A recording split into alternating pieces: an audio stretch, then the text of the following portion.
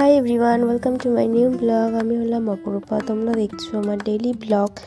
তো ওই দিন ছিল ইতু পুজো। আমি জানি ইতু পুজো হয়ে গেছে 2 দিন আগে, আমি লেটে ভিডিও পোস্ট করছি বিকজ ওই যে এডিটিংয়ের অভাবে।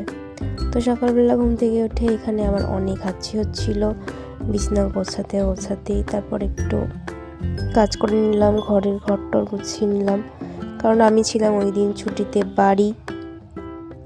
আর বাড়িতে থাকলে তো কাজ করতে হয়, মানে ঘরটর তো পরিষ্কার করতে হয়, তাই না, যেহেতু নিজের পার্সোনাল রুম।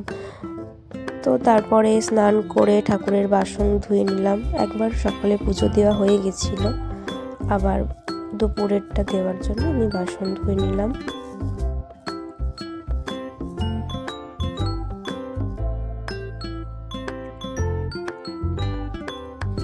বাসন ধোয়ার পর তারপর ঠাকুরের ঘটের যে আম পাতাগুলো সেগুলোকে চেঞ্জ করিয়ে দিলাম। এগুলো আমাদের কাছ থেকে বাবা এনে দিয়েছিলেন, তো সেগুলোই আমি সিঁদুর লাগিয়ে ঘটে দিচ্ছিলাম। ওই দিন আমি, মা, বৌদি 3জনেই উপোস করেছিলাম, 3জনেই পুজো করেছিলাম।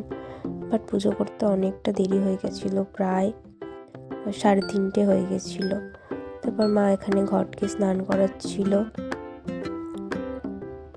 এই পুজোটা তোমরা কারা কারা করো অবশ্যই কমেন্ট করবে। তারপর ফল কেটে নিলাম, আর এদিকে মা মাটিটাও দিয়ে দিচ্ছিল বাটিগুলোর মধ্যে।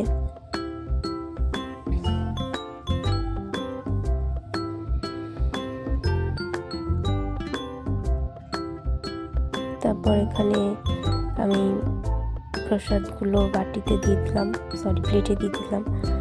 তারপর এখানে এটা তো চালের গুঁড়ো, যে পিঠেটা হয় আর কি, 21টা বা যে যতটা দেয়, আমরা তো 21টাই দিই, দিয়ে এগুলো বাড়াচ্ছিলাম আমি আর মা। তারপরে পুজোতে বসে গেলাম, পুজো করে নিলাম। আর মোমবাতি,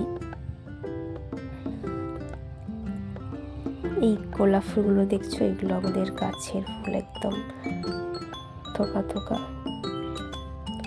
আমি আর মা এখানে পুজো করছিলাম ফুল দিয়ে। ভিডিওটা অনেক বড় ছিল, যাই হোক আমি কেটে কেটে অ্যাটাচ করেছি। আর মা এখানে কিছু আমাকে একটা বলছিল, সেটা আমি শুনে আবার দেখছি ক্যামেরার দিকে।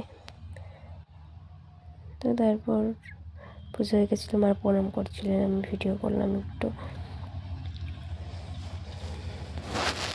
তারপর তখন তো পুকু ঘুমাচ্ছিল, তারপর পুকু উঠলো,